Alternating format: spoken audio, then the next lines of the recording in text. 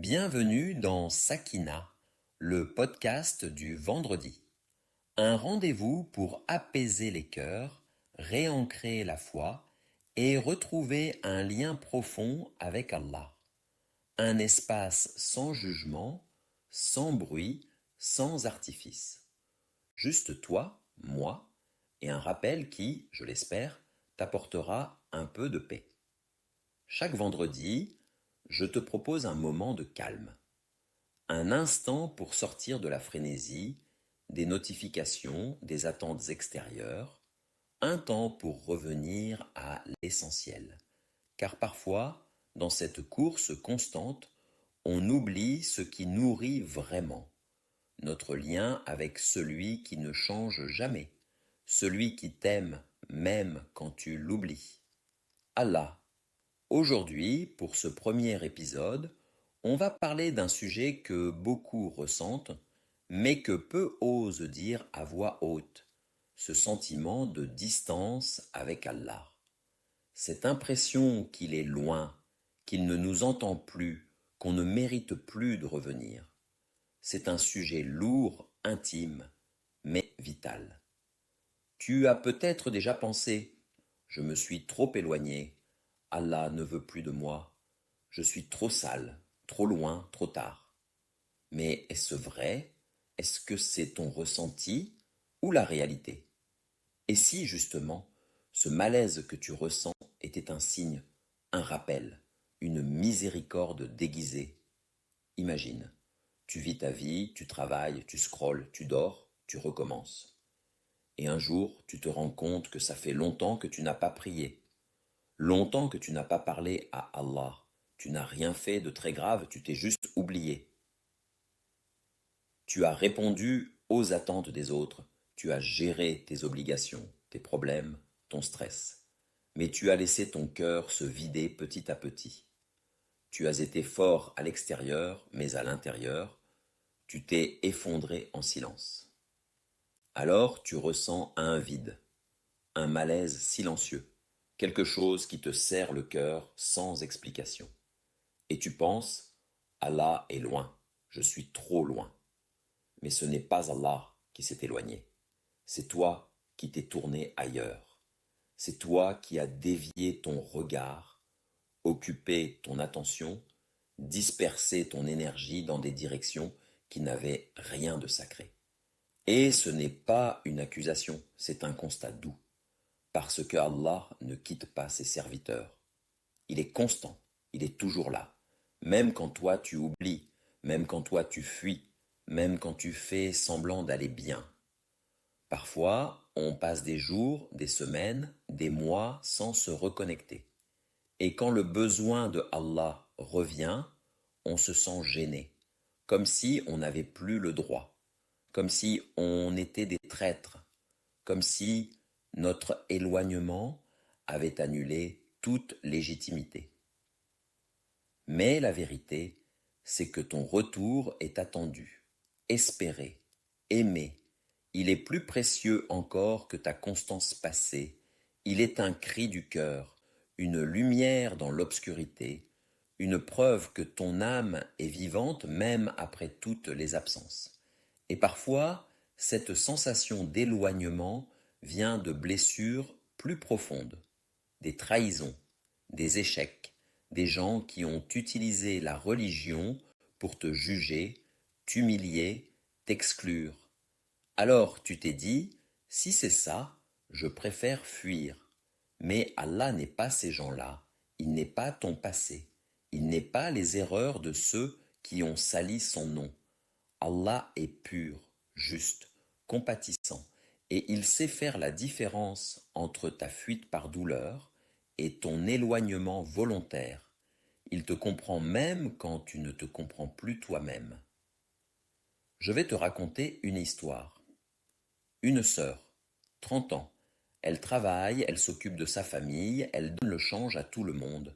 Mais chaque soir, elle s'effondre. Elle pleure seule, sans savoir quoi dire. Elle a arrêté de prier depuis des années.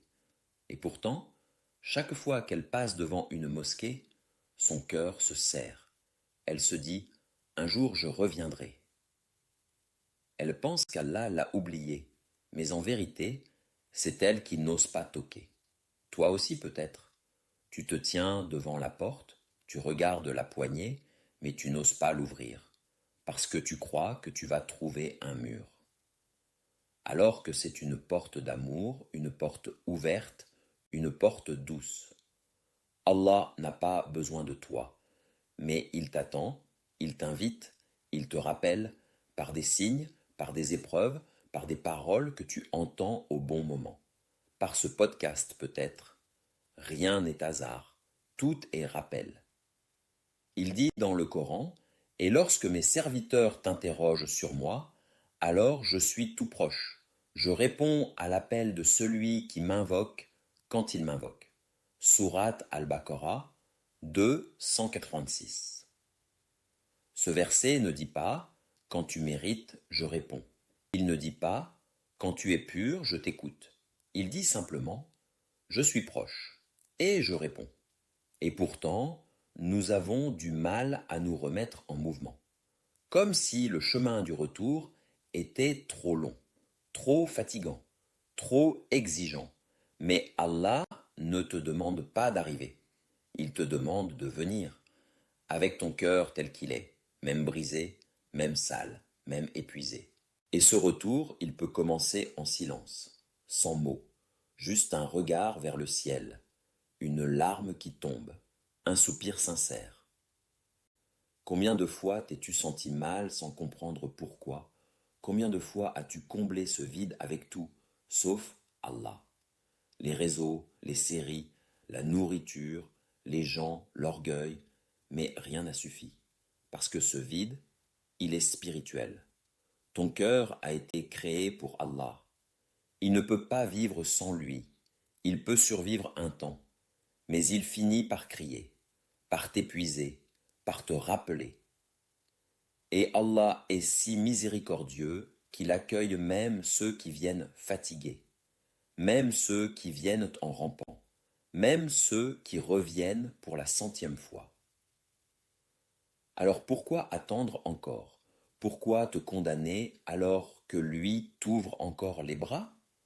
Pourquoi croire que ton éloignement a plus de poids que sa proximité? Souviens-toi du prophète Muhammad dans la grotte de Thor avec Abu Bakr. Ils sont pourchassés. La pression est immense. Et Abu Bakr dit, « Si l'un d'eux regarde entre ses pieds, il nous verra. » Le prophète répond avec calme, « Ne t'inquiète pas, Allah est avec nous. » Ce « Allah est avec nous » n'était pas une simple phrase de réconfort. C'était une vérité absolue, une conviction enracinée.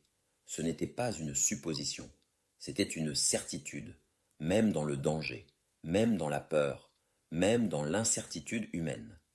Imagine la scène. Le prophète poursuivi, exilé, en fuite, physiquement vulnérable, et pourtant intérieurement en paix. Pourquoi? Parce qu'il sait, parce qu'il vit cette proximité d'Allah, non pas comme une théorie, mais comme une réalité, une présence constante, intime, puissante. Ce moment dans la grotte n'est pas seulement historique, il est symbolique. Il nous parle aujourd'hui. Il nous apprend que même au fond de la peur, de l'isolement, du doute, on peut avoir confiance. Que même quand tout semble contre toi, il y a une paix à l'intérieur que personne ne peut enlever. Celle de savoir que Allah est avec toi.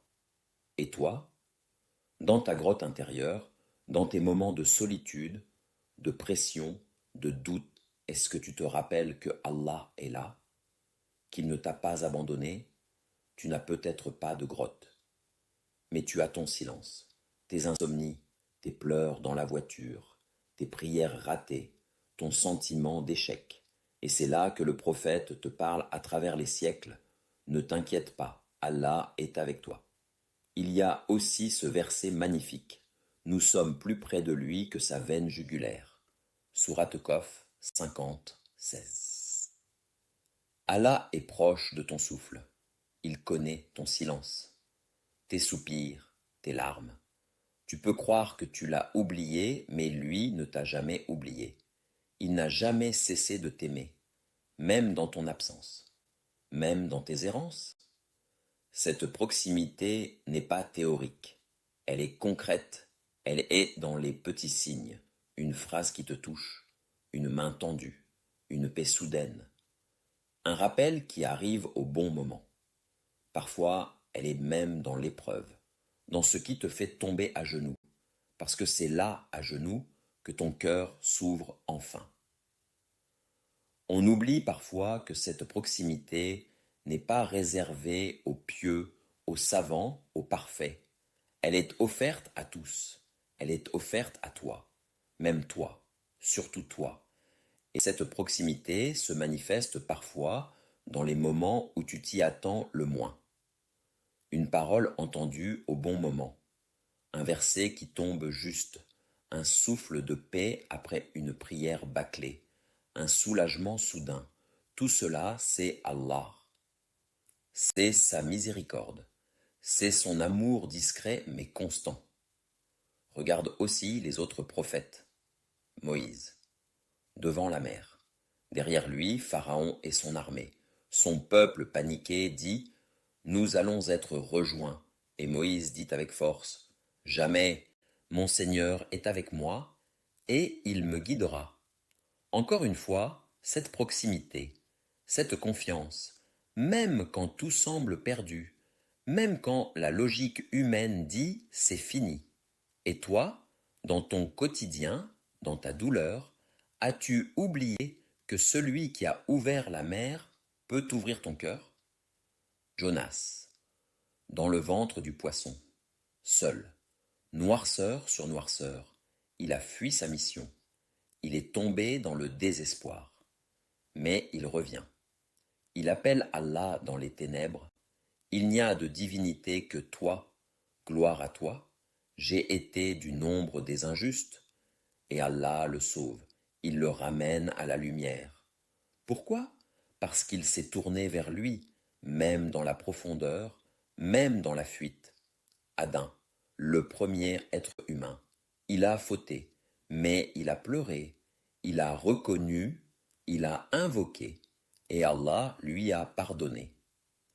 Ce que ces récits nous disent, c'est que la chute fait partie du voyage. Mais la chute n'est pas à la fin. La chute peut être la porte vers l'intimité. Et il y a encore plus fort. Allah aime ceux qui reviennent. Il ne se lasse pas de tes retours, même si toi tu t'en veux. C'est dans la nature humaine de chuter, et dans la nature divine de relever. Chaque retour, aussi faible soit-il, est une lumière qui s'allume. Et Allah aime les lumières, même petites, même vacillantes, même fragiles. Il aime voir ton cœur faire un pas vers lui. Il aime chaque mouvement sincère, même minuscule. Ne crois pas que ton passé t'exclue de sa proximité. Ton passé, s'il te pousse à revenir, est peut-être ce qui fera de toi un intime de Allah, un serviteur humble, lucide, sincère. Ne laisse pas le désespoir te faire croire que tu es trop loin. Rappelle-toi, la distance n'est jamais trop grande quand Allah t'appelle. Pourquoi on se sent loin parfois? Pourquoi ce sentiment de vide, alors même qu'on croit, alors même qu'on sait intellectuellement qu'Allah est là tout proche? Souvent, ce n'est pas de l'orgueil, ce n'est pas de la mauvaise foi, c'est de la fatigue, de la honte, du doute. C'est le monde qui te happe. Les réseaux, le travail, les conflits, la famille, les responsabilités. C'est l'impression d'avoir perdu pied dans une mer de distraction, de pression, d'attente. Et au milieu de tout ça, ton cœur s'éteint doucement. Pas d'un coup, mais petit à petit, lentement, silencieusement. Tu continues à faire les choses, travailler, t'occuper des autres, donner le change. Mais il y a un creux, un manque. Tu sens que quelque chose s'est déplacé en toi, quelque chose d'essentiel. Et tu n'oses plus revenir. Tu te dis: je suis trop sale, trop loin, trop indigne. Mais qui t'a dit ça? Qui a dit que tu devais être parfait pour revenir? On s'imagine que pour parler à Allah, il faut revenir avec un CV plein de bonnes actions, qu'il faut être au top, pur, constant, discipliné. On croit qu'il faut faire toutes les prières à l'heure, être capable de pleurer dans ses invocations, comprendre l'arabe, connaître beaucoup de versets, ne plus commettre aucune erreur. Mais ce n'est pas vrai. C'est un piège subtil du désespoir. C'est une illusion plantée par l'orgueil spirituel ou par le diable lui-même. Regarde le Coran. Tous les récits parlent de gens imparfaits. Moïse a tué un homme, il est revenu. Jonas a fui, il est revenu. Adam a fauté, il est revenu, et Allah les a accueillis avec amour, avec pardon, avec mission. La foi, ce n'est pas être sans faute, c'est savoir vers qui revenir. Et plus tu reviens avec un cœur cassé, sincère, fatigué, plus Allah t'accueille avec douceur. Il dit, dis, ô mes serviteurs qui avez commis des excès à votre propre détriment, ne désespérez pas de la miséricorde d'Allah. Certes, Allah pardonne tous les péchés. Oui, c'est lui le pardonneur, le miséricordieux. Sourate Az-Zumar 39-53. Ce verset n'a pas de condition. Il ne dit pas si tu pries beaucoup ou si tu as fait le pèlerinage. Il parle à ceux qui ont dépassé les limites. Il s'adresse à toi, à moi, à nous, à ceux qui doutent, qui tombent, qui recommencent, qui veulent revenir. Revenir à Allah, ce n'est pas revenir vers un juge froid. C'est revenir vers une source de miséricorde, c'est plonger dans un océan d'accueil. Et tu sais ce qui est beau? C'est que ce retour n'a pas besoin d'être bruyant. Il peut être discret, silencieux, intime, un soupir, une larme, un mot, une prière faite sans voix. Allah voit tout, entend tout. Il connaît ton intention même quand tu n'as pas encore les mots. Ce n'est pas la forme qui compte, c'est la direction, ce n'est pas la performance, c'est la sincérité. Je vais te raconter une histoire. Un frère, 30 ans, il a arrêté de prier depuis le lycée. Mais il n'a jamais oublié Allah. Chaque fois qu'il entend l'appel à la prière, il a une boule dans la gorge. Il se sent mal, mais il n'ose pas revenir. Un jour, il est tombé malade, très malade. Et là, dans son lit d'hôpital, il a pleuré. Il a simplement dit « Pardonne-moi, je veux revenir ». Et il a commencé à refaire ses ablutions, lentement. Avec les larmes, c'est tout. Et Allah l'a ramené, en douceur, en silence, en lumière. Tu veux revenir? Dis-le, même faiblement, même sans élan. Même si tu ne sens rien, ce n'est pas grave. Dis-le quand même. Reviens. Même si tu ne sais pas comment. Reviens dans le flou. Reviens dans la fatigue. Reviens avec tout ce que tu es. Reviens tel que tu es. Et si tu replonges après ça, si tu rates encore, si tu oublies encore, ce n'est pas grave. Reviens encore, et encore, et encore. Allah ne se lasse pas de ton retour. C'est toi qui te lasses trop vite de revenir. Apprends à te pardonner. Apprends à ne pas t'abandonner.